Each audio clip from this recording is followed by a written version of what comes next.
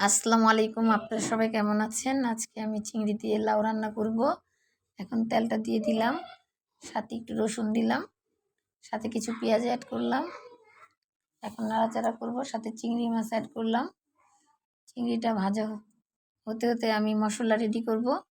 হলুদ দিলাম, মরিচ নিলাম, সাথে জিরা অ্যাড করলাম, ধনিয়া অ্যাড করলাম, লবণ দিয়ে দিলাম। এখন একটু পানি দিয়ে মশলাটা গলায় নিব।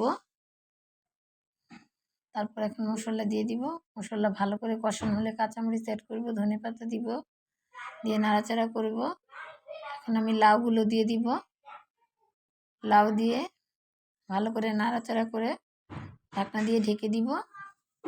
এখন ঢাকনা উঠায়া আমার লাউটা কষানো হয়ে গেছে। একটু চিনি দিয়ে দিব, সাথে ঝোল দিয়ে দিব, নাড়াচাড়া দিয়ে দিব। কিছুক্ষণ পর আমার লাউ তরকারিটা হয়ে গেছে। আমাদের চ্যানেলটিকে সাবস্ক্রাইব করবেন, লাইক কমেন্ট শেয়ার করবেন, আমাদের পাশে থাকবেন।